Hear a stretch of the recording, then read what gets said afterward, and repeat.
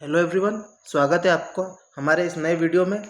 आज का जो वीडियो है वो है रैपिड करंट अफेयर्स का 5th वीडियो। ठीक है, ये वीडियो जो है ये रिसेंटली जितने भी एग्जाम्स हुए हैं, रिसेंटली जितने भी रेलवे, एसएससी और हमारे जितने भी स्टेट एग्जाम्स हुए हैं उसके पैटर्न को स्टडी करके बनाया गया है। उसमें किस प्रकार का डेटा पूछा जाता है, किस प्रकार के डेप्थ में करंट अफेयर पूछे जाते हैं, उसके अकॉर्डिंग ये करंट अफेयर रेडी किए गए हैं। अब करंट अफेयर में क्या होता है कि बहुत सारा करंट अफेयर होता है, 1 से 1.5 साल का करना रहता है, तो हम उसको पूरा नहीं कर सकते। ठीक है, और उसको अगर पूरा कर भी लेते हैं तो डबल से रिवीजन नहीं कर सकते और वो याद भी नहीं रहता। ठीक है, तो ये लिमिटेड चीज़ें हैं जिसको आप मल्टीपल रिवीजन कर सकते हैं, जो आपको याद रहना चाहिए ही चाहिए। ठीक है, तो चलिए शुरू करते हैं। पहला क्वेश्चन जो है, पहला पॉइंट जो है वो है क्या कि जो आरबीआई है, हमारा रिजर्व बैंक ऑफ इंडिया ने उनने लोअर किया है। The reserve bank of India has lowered the consumer price index. तो पहली बात तो फुल फॉर्म पूछा जाता है कि कंज्यूमर प्राइस इंडेक्स क्या होता है, सीपीआई। ठीक है, कंज्यूमर प्राइस इंडेक्स होता है। उसका जो फोरकास्ट है फाइनेंशियल ईयर 2025-26 के लिए कितना रखा है, 2.6% रखा है। देखो पहली बात तो इसमें क्या ध्यान रखनी है, फाइनेंशियल ईयर 25-26 के लिए इन्होंने कितने परसेंट रखा है, 2.6% रखा है।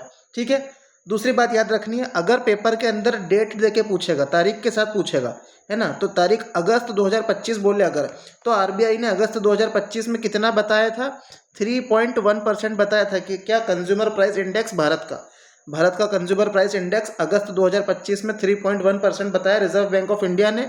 और अगर आपका पेपर जो अगस्त 2025 के बाद हो, अगर अगस्त 2025 के बाद हो तो आपको क्या याद रखना है, 2.6% याद रखना है। और अगर डेट दे के पूछे कि अगस्त 2025 में कितना है तो 3.1% है। ठीक है, तो ऐसे याद रखना है। हिंदी में भी दे रखा है कि आरबीआई ने वित्त वर्ष 2025-26 के लिए उपभोक्ता मूल्य सूचकांक कितना कर दिया है, तो वो घटाकर 2.6% कर दिया है और अगस्त 2025 के लिए 3.1% कर दिया है। ठीक है, ये बहुत इंपॉर्टेंट है, इसको ध्यान रखिएगा। अगला, एक हमारी ऑर्गेनाइजेशन है, एक हमारा संगठन है जिसको हम ब्यूरो ऑफ एनर्जी एफिशिएंसी बोलते हैं, जिसे हम BEE, bureau of energy efficiency बोलते हैं। पहली बात तो ये याद रखना है क्या कि ये स्टेट एनर्जी एफिशिएंसी इंडेक्स निकालता है। पूछा जाता है कि कौन कौन सा इंडेक्स निकालता है, तो ब्यूरो ऑफ एनर्जी एफिशिएंसी जो है हमारा स्टेट एनर्जी एफिशिएंसी इंडेक्स निकालता है। अब हमको क्या याद रखना है, कौन सा इंडेक्स आया अभी, तो लेटेस्ट अभी जो आया है 2024 का, लेटेस्ट कौन सा इंडेक्स आया हमारा, 2024 का।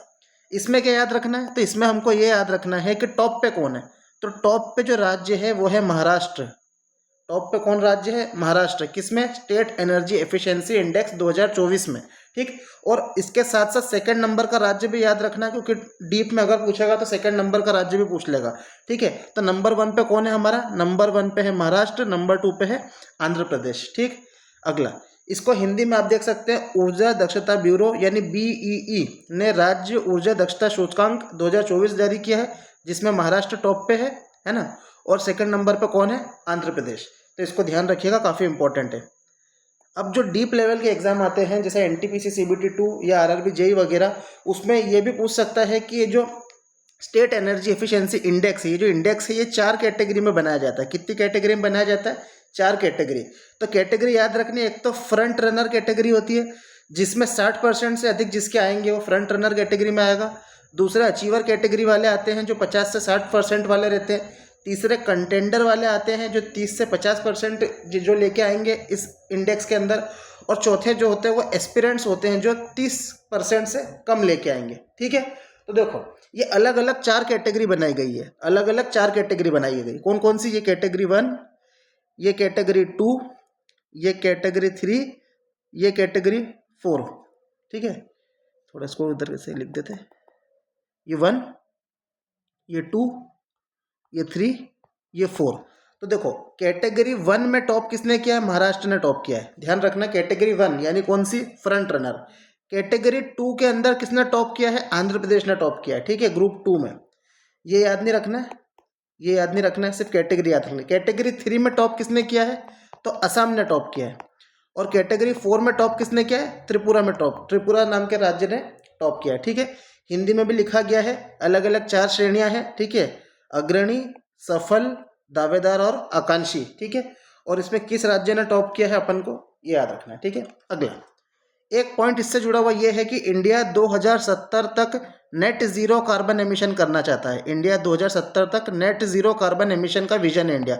मतलब 2070 तक इंडिया जितना कार्बन यूज़ करता है, जितना कार्बन उत्सर्जित करता है, जितना कार्बन आउट करता है यानी उत्सर्जित करता है, उससे ज़्यादा कार्बन क्या करेगा इंडिया ख़त्म कर देगा। ठीक है, मतलब जितना इंडिया बाहर निकाल रहा, आउटपुट कर रहा है, उससे ज़्यादा इंडिया ख़त्म कर देगा। तो ये कब तक करेगा इंडिया? 2070 तक नेट ज़ीरो कार्बन एमिशन का टारगेट है इंडिया का। ये कई बार पेपर में पूछा गया है। ठीक है, अगला क्वेश्चन हमारा नीति आयोग है, जिसका फुल फॉर्म होता है, पेपर में ये भी पूछा गया है, national institute for transforming India. ठीक है, यह कौन सा इंडेक्स लॉन्च किया? तो इसने फिस्कल हेल्थ इंडेक्स 2025 लॉन्च किया है। ठीक है, हिंदी में भी देख सकते हैं, राष्ट्रीय भारत परिवर्तन संस्थान। इसका नाम हिंदी में नहीं याद रखना है, इसका नाम हिंदी में याद नहीं रखना है, इसका नाम इंग्लिश में ही याद रखना है, क्योंकि नीति आयोग जो है वो इंग्लिश का ही नाम है इसका। नीति आयोग ने क्या लॉन्च किया है? तो नीति आयोग ने अपना पहला राजकोषीय स्वास्थ्य सूचकांक यानी FHI 2025 लॉन्च किया है। ठीक है, इसके अंदर जो टॉप राज्य कौन रहा है? तो उड़ीसा इसमें टॉप राज्य रहा है। ठीक है, इसका FHI स्कोर कितना है? 67.8। तो ये ध्यान रखिएगा कि fiscal health index Orissa top रहा और इसका स्कोर कितना रहा? 67.8। और सेकंड नंबर पे कौन रहा? छत्तीसगढ़ रहा। और छत्तीसगढ़ का आपको स्कोर याद रखने की ज़रूरत नहीं है। ठीक है, सिर्फ क्या याद रखना, नंबर 1 पे रहा हमारा उड़ीसा, नंबर 2 पे रहा छत्तीसगढ़। उड़ीसा का स्कोर याद रखना है 67.8। ठीक है, हिंदी में भी दे रखा है, आप इसको देख सकते हैं। अगला इंपॉर्टेंट पॉइंट है रेमिटेंस। पहली बात, रेमिटेंस क्या होता है? रेमिटेंस का मतलब होता है जो बाहर विदेश में रह रहे हैं ना, फॉरेन में रह रहे इंडियन है, फॉरेन में जो इंडियन रह रहे हैं ना, वो पैसा भेजते हैं। वो क्या भेजते हैं? पैसा भेजते हैं इंडिया, भारत पैसा भेजते हैं। ठीक है, वो जो पैसा होता है उसको रेमिटेंस कहा जाता है। जो विदेश में रह रहे भारतीय नागरिक हैं वो बाहर इंडिया पैसा भेजें, उसे रेमिटेंस कहा जाता है। ठीक है, तो अभी तक क्या हुआ है कि जो रेमिटेंस भेजा गया है, remittances by Indian working abroad, है ना, ये अभी तक का सबसे ज़्यादा रहा है। कितना? 135 बिलियन डॉलर। मतलब 135 बिलियन डॉलर इतना रुपया जो है वो विदेश में रह रहे भारतवासियों ने भारत भेजा है। कब? फाइनेंशियल ईयर 2025 में। मतलब 2025 का जो साल है हमारा, उसके अंदर 2024-25 का जो साल होता है, जैसे फाइनेंशियल ईयर क्या होता है? फाइनेंशियल ईयर जो होता है वो होता है 1 अप्रैल से लेकर 31 मार्च तक।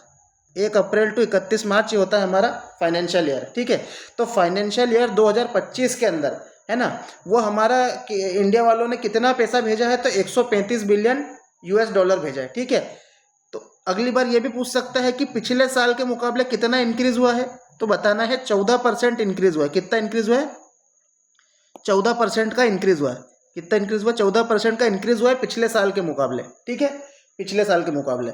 एक और बात, पैसा अपने देश वापस भेजने के मामले में, रेमिटेंस के मामले में नंबर 1 पे है इंडिया, नंबर 2 पे है मैक्सिको। आप चाहो तो नंबर 2 को भूल सकते हो, नंबर 1 को आपको याद रखना जरूरी है। ठीक है, नंबर 1 को याद रखना जरूरी है, यानी इंडिया। ठीक है, हिंदी में भी देख सकते हैं आप। क्या? विदेश में काम कर रहे भारतीयों द्वारा वित्त वर्ष 2025 में कितना धन भेजा है? तो 135 बिलियन डॉलर भेजा है। 2024-25 में के मुकाबले ये 14% की वृद्धि है। नंबर 1 पे कौन है? भारत है। ठीक है, अगले पॉइंट पे चलते हैं।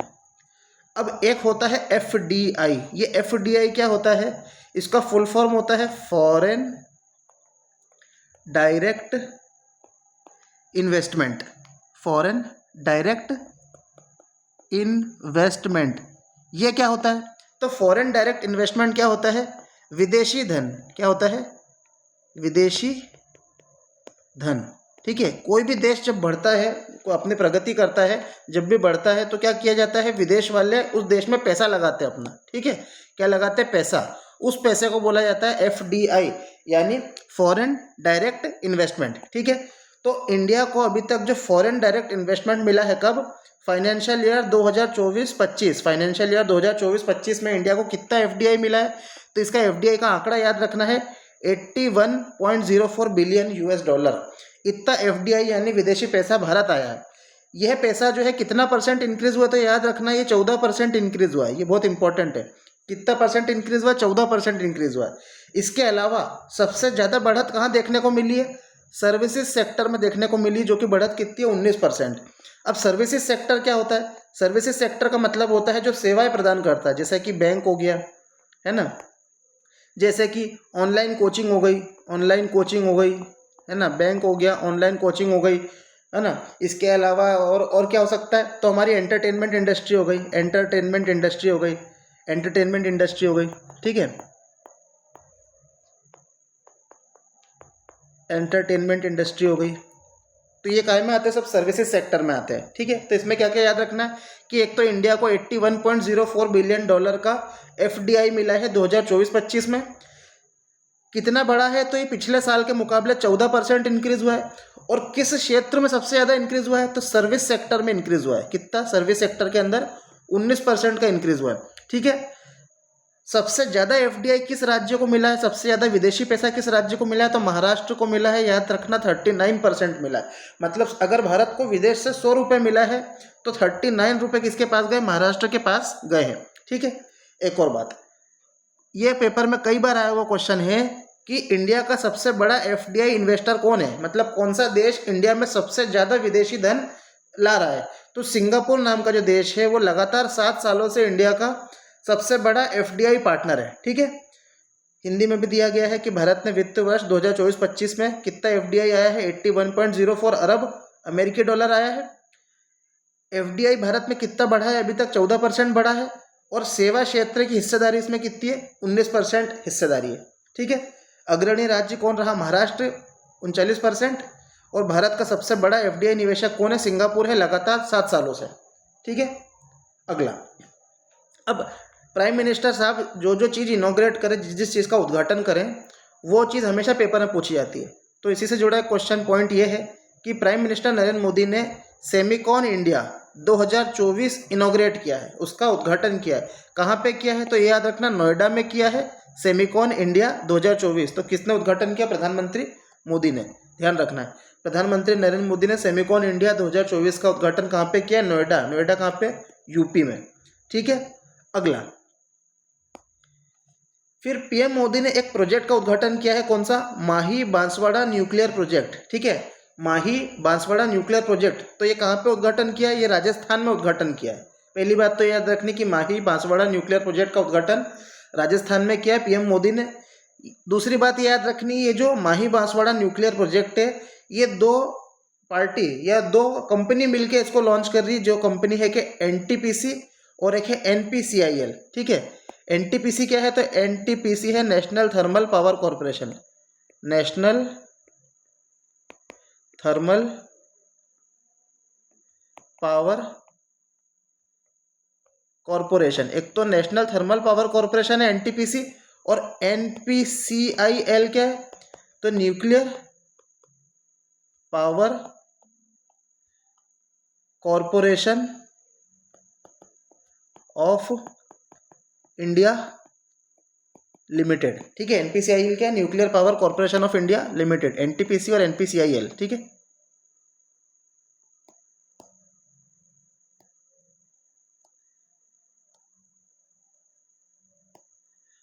ठीक है, इसका उद्घाटन किसने किया? PM मोदी ने किया है। चलो, अब न्यूक्लियर एनर्जी से जुड़े हुए 2 क्वेश्चन जो पेपर में पूछे गए हैं स्टैटिक के, ठीक है। क्या है क्वेश्चन? पहला, इंडिया का पहला कमर्शियल न्यूक्लियर पावर प्लांट, ठीक है। इंडिया का पहला वाणिज्यिक परमाणु ऊर्जा संयंत्र जिससे बिजली बनाई जाती है, ठीक है। तो ये जो है तारापुर महाराष्ट्र के अंदर है। कब बनाया गया था? 1969 में अमेरिका के सहयोग से बनाया गया था, अमेरिका के समर्थन से बनाया गया था। तो इंडिया का पहला न्यूक्लियर पावर प्लांट कौन सा है? तारापुर महाराष्ट्र। यह पहला कमर्शियल है, यानी इसको बड़े पैमाने पे, बड़े स्केल पे लॉन्च किया गया था 1969 में। तो पूरा क्वेश्चन इंपॉर्टेंट है। एक और क्वेश्चन इससे जुड़ा हुआ ये है कि एक तो भारत का भी पहला और एशिया में भी सबसे पहला न्यूक्लियर रिएक्टर, मतलब न्यूक्लियर रिएक्टर क्या होता है? तो ये न्यूक्लियर रिएक्टर क्या होता है? न्यूक्लियर रिएक्शन करवा के एनर्जी बनाता है, न्यूक्लियर रिएक्शन से एनर्जी बनाता है। तो भारत का भी पहला और एशिया का भी पहला। सोचो उस समय 1956 भारत जब नया नया आज़ादी हुआ था, इंडिया ने तब ये बना के रख दिया था, ठीक है। तो ये बहुत अच्छी बात है।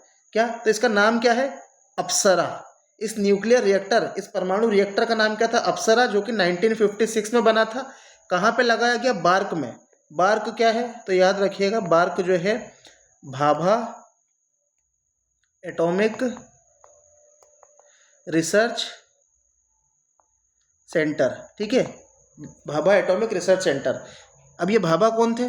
तो ये भाभा जो थे, ये भाभा जो थे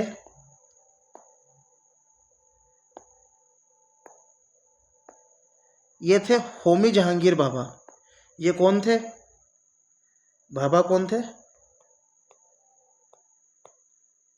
डॉक्टर होमी जहांगीर भाभा, डॉक्टर होमी जहांगीर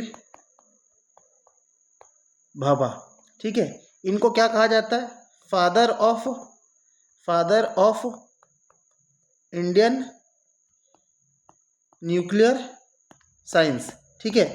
भारत के जो नाभिकीय साइंस होता है ना, उसका पितामह किसको कहा जाता है? तो डॉक्टर होमी जहांगीर भाभा को कहा जाता है, ठीक है। ये बहुत ही अच्छे वैज्ञानिक हुआ करते थे, ठीक है। तो इनके नाम पे ही भाभा एटॉमिक रिसर्च सेंटर रखा गया है, ठीक है। चलिए अगला पॉइंट, पीएम मोदी ने क्या इनॉग्रेट किया है? 46th session of UNESCO world heritage committee. UNESCO की वर्ल्ड हेरिटेज कमेटी का 46वां सेशन पीएम मोदी ने उद्घाटन किया है। कहाँ पे किया है? भारत मंडपम, नई दिल्ली में, ठीक है। यह फर्स्ट टाइम है जो ऐसा कार्यक्रम भारत ने होस्ट किया है, ठीक है। कब होस्ट किया है? मंथ याद नहीं रखना है, बस सिर्फ क्या याद रखना है? ईयर याद रखना है कि 2024 में प्राइम मिनिस्टर मोदी ने इनॉग्रेट किया है 46वां सेशन। ये भी याद रखना है, किसका? UNESCO world heritage committee. कहाँ पे किया है? भारत मंडपम, नई दिल्ली, ठीक है। और ये पहली बार किया इंडिया ने, तो इसको ध्यान रखिएगा, हिंदी में भी दिया गया है इसको, ठीक है। यूनेस्को विश्व धरोहर समिति, ठीक है। अगला, पीएम मोदी ने एक ग्लोबल फिनटेक फेस्टिवल 2024 का उद्घाटन किया। कहाँ पे? मुंबई में, ठीक है। तो ये मुंबई याद रखना है और ग्लोबल फिनटेक फेस्टिवल और पीएम मोदी ये याद रखना है, ठीक है। तो इन्होंने मुंबई में इसका उद्घाटन किया है। अगला, अब अगला जो है स्पोर्ट्स से रिलेटेड है, ठीक है। तो देखो बोला गया है ICC women T20 world cup 2024, इसका विनर कौन है? तो न्यूजीलैंड नाम का देश इसका विनर है। ये हुआ कहाँ पे है? तो UAE, यूनाइटेड अरब अमीरात, दुबई में हुआ है, ठीक है। हिंदी में भी दे रखा है, इसको आप देख सकते हैं। अगला मोस्ट इंपॉर्टेंट टॉपिक जो आता है वो हमारा आता है इंपॉर्टेंट डे एंड थीम। दिन पूछे जाते हैं और उनकी थीम पूछी जाती है, ठीक है। तो चलिए सबसे पहले स्टार्ट करते हैं। 1 अगस्त 2025 इसको वर्ल्ड वाइड वेब डे बोला जाता है, ठीक है। वर्ल्ड वाइड वेब क्या होता है? जिसको हम WWW बोलते हैं, ठीक है। ये क्या है? हमारा इंटरनेट को ही WWW बोलते हैं, ठीक है। बताना WWW को इन्वेंट किसने किया था? ठीक है। या हम कहें फाउंडर कौन था इसका? इसको बनाया किसने था? ठीक है, WWW वर्ल्ड वाइड वेब को, ठीक है। तो 1 अगस्त 2025 को वर्ल्ड वाइड वेब डे मनाया जाता है। इस बार की थीम क्या है? तो 2025 की थीम है एम्पावरिंग द फ्यूचर। ये याद रखना है, empowering the future, building an inclusive, safe and open web, है ना। अगर पूरा याद ना हो तो इतना भी याद कर सकते हैं, empowering the future. World wide web day के लिए क्या याद रख सकते हैं? एम्पावरिंग द फ्यूचर, ठीक है। हिंदी में अगर देखना चाहें, ठीक है, तो विश्वव्यापी वेब दिवस। इस बार की थीम क्या है? भविष्य को सशक्त बनाना, एक समावेशी, सुरक्षित और मुक्त वेब का निर्माण। तो हम इतना सभी याद रखें तो हमको ऑप्शन देख के हम आंसर कर सकते हैं, भविष्य को सशक्त बनाना, ठीक है। 1 अगस्त 2025 वर्ल्ड वाइड वेब डे। चलिए 7 अगस्त 2025 को नेशनल जेवलिन डे मनाया जाता है। क्या मनाया जाता है? National javelin day. जेवलिन का मतलब होता है भाला फेंक, है ना। इसकी थीम क्या है? इसकी थीम है एम हाई थ्रो फार, ठीक है, एम हाई थ्रो फार। तो इसको ध्यान रखना है, हिंदी में देख सकते हैं राष्ट्रीय भाला दिवस। इस बार की थीम क्या है? ऊंचा लक्ष्य, दूर तक फेंक, ठीक। तो ये भी ध्यान रखना, बहुत इंपॉर्टेंट है। अगला है 19 अगस्त 2025। इस दिन मनाया गया हमारा संस्कृत दिवस। क्यों? क्योंकि हम संस्कृत भाषा को की इम्पोर्टेंस लोगों तक पहुंचाना चाहते हैं, इसीलिए हमने संस्कृत दिवस कब मनाया? 19 अगस्त, है ना। क्यों? क्योंकि प्राचीन भाषा भारत की संस्कृति का एक हिस्सा है ना। तो संस्कृत भाषा का सम्मान करने के लिए 19 अगस्त को हमने विश्व संस्कृत दिवस मनाया है, 19 अगस्त 2025 को। चलिए अगला क्वेश्चन, आर्द्र भूमि। आर्द्र भूमि क्या होती है? ऐसी भूमि जहाँ पे कीचड़ होता है और पानी बहुत सारा होता है, ठीक है, उसको क्या कहा जाता है? आर्द्र भूमि कहा जाता है। यहाँ पर अलग अलग प्रकार के वनस्पति और वन्य जीव पाए जाते हैं ना, अलग अलग प्रकार की वाइल्ड लाइफ पाई जाती है, विविधता पाई जाती है और वनस्पति पाई जाती है, वनस्पति, ठीक है। तो इसके अंदर हमको क्या क्या फैक्ट याद रखने हैं जो करंट अफेयर से जुड़े हुए हैं? तो पहला, सितंबर 2025 तक भारत में कितने वेटलैंड या फिर आर्द्र भूमि आ गई है? तो भारत में 93 आर्द्र भूमि है। कितनी है? 93 आर्द्र भूमि है, ठीक है। ये 2025 में, सितंबर 2025 तक की बात हो रही है, ठीक है। अब हमें क्या याद रखना है कि लेटेस्ट जो कौन सी ऐड हुई है, तो 2025 में ये लेटेस्ट कौन कौन सी ऐड हुई है, हमें इनका नाम और इनके नाम राज्य याद रखना है, इंपॉर्टेंट है। सीधे पूछ लेगा कि बताओ खेचियो पालरी वेटलैंड कहाँ पे? तो सिक्किम। तो हमको डायरेक्ट इनके नाम याद रखने हैं, सारे याद नहीं रखने, लेकिन 2025 के जरूर याद रखने हैं, ठीक है। तो एक एक करके देखते हैं। सराई सकरकोट्टाई बर्ड सेंचुरी, ये कहाँ पे? तमिलनाडु में। थेरथंगल बर्ड सेंचुरी, ये कहाँ पे? तमिलनाडु में। खेचियो पालरी वेटलैंड कहाँ पे? सिक्किम में, ठीक है। हिंदी में भी इनके नाम लिखे गए, लेकिन आपको ये नाम याद रखने। उधवा लेक कहाँ पे है? झारखंड में है। खीचन ये कहाँ पे है? तो ये फलोदी नाम का एक जिला है राजस्थान में। अगला मीनार नाम की साइट है, ये कहाँ पे? उदयपुर राजस्थान में। अगला गोकुल जलाशय है बिहार में, इसको भी एक वेटलैंड का दर्जा मिला है। अगला उदयपुर की झील जो है बिहार की, है ना, ये अभी आखिरी है जो सितंबर 2025 तक, सितंबर 2025 तक ये आखिरी वेटलैंड है जो भारत को ऐड हुआ है। हिंदी में भी देख सकते हैं इसको आप। सक्कराकोट्टाई पक्षी अभ्यारण्य तमिलनाडु, थरथंगल पक्षी अभ्यारण्य तमिलनाडु, खेचो पालरी वेटलैंड सिक्किम, उधवा झील झारखंड, खीचन फलोदी राजस्थान में है, मेनार उदयपुर राजस्थान में है, गोकुल जलाशय बिहार में है और उदयपुर झील बिहार में है, ठीक है। अब इस वेटलैंड या आर्द्र भूमि से जुड़ा हुआ इंपॉर्टेंट स्टैटिक के पॉइंट, ये स्टैटिक जीके का एक हिस्सा है, ठीक है, कि मैक्सिमम वेटलैंड, सबसे ज़्यादा आर्द्र भूमि किस राज्य में है? तमिलनाडु में है। तो अभी 2025 तक कितनी हो गई है? 18। तो ये बदल भी सकती है, लेकिन हमें अभी याद क्या रखना है कि 2025 तक तमिलनाडु में सबसे ज़्यादा वेटलैंड है, कितने हैं? 18, ठीक है। वेटलैंड एरिया के हिसाब से, कि क्षेत्रफल के हिसाब से सबसे ज़्यादा वेटलैंड किसके पास है? तो क्षेत्रफल के हिसाब से वेस्ट बंगाल, पश्चिम बंगाल के पास है, ठीक है। ये आप याद रख सके तो ठीक है, वरना इतना इंपॉर्टेंट नहीं है, ठीक है।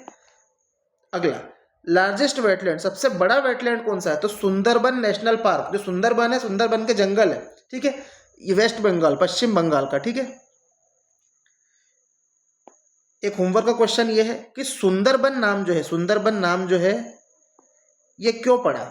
सुंदरबन जो नाम है जंगल का, सुंदरबन क्यों पड़ा? ठीक है, तो ये होमवर्क है आपके लिए, ये भी पेपर का आया वो क्वेश्चन है, क्योंकि यहाँ पे एक पेड़ पाया जाता है, उसके नाम के आधार पर रखा गया है, ठीक है। अगला, स्मॉलेस्ट वेटलैंड, सबसे छोटा वेटलैंड कौन सा है? तो ये रेणुका झील है हिमाचल प्रदेश की, ठीक है, ध्यान रखना है। अगला इससे जुड़ा हुआ स्टैटिक क्वेश्चन ये है कि भारत के सबसे पहले ऐसे कौन से आर्द्र भूमि या वेटलैंड है जिनको दर्जा प्राप्त हुआ था? तो सबसे पहला जो था वो चिल्का लेक था, चिल्का झील।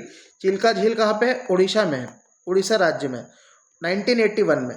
दूसरा जो है वो केवलादेव घाना नेशनल पार्क, ये कहाँ पे है? राजस्थान में है। ये भी कब बना था? 1981 में। तो ये फर्स्ट दो अपने यहाँ के क्या है? आर्द्र भूमि या वेटलैंड है, ठीक है। हिंदी में भी दे रखा है, आप इसको रीड कर सकते हैं, ठीक है। इसी के साथ हमारा वीडियो क्या होता है? समाप्त होता है। आप हमको कमेंट करके बताइए कि आपको ये वीडियो कैसा लगा। अगर आपको अच्छा लगा तो आप लाइक करें, अगर कुछ सजेशन है तो आप उसको कमेंट करके ज़रूर बताएं, है ना, जिससे हमको मोटिवेशन मिलता है हमारे वीडियोस को और इम्प्रूव करने के लिए। आपको हमारा कंटेंट अच्छा लगे तो लोगों के साथ शेयर ज़रूर करें, ठीक है। जितने ज़्यादा लोग होंगे उतना ज़्यादा हम नई चीज़ें ला पाएंगे। इसके अलावा हमारे टेलीग्राम ग्रुप को ज़रूर ज्वाइन करें। यहाँ पे आपको फ्री प्रैक्टिस PDF मिलेगी मैथ्स की, ठीक है, साइंस की, जिसको आप सॉल्व कर कर कम समय में, मतलब PDF ऐसी है कि चैप्टर वाइज, हर चैप्टर वाइज आपको 15 ऐसी 3 PDF मिलेगी और 45 क्वेश्चन में पूरा चैप्टर समाप्त हो जाएगा मैथ्स के अंदर। और साइंस के अंदर टॉप एक्सपेक्टेड क्वेश्चन की सीरीज डाली जा रही है, जिसको आप सॉल्व करेंगे तो 100% आपके आने वाले एग्जाम में बैठेगा, ठीक है। तो चलिए इसी के साथ वीडियो को समाप्त करते हैं। Thank you so much.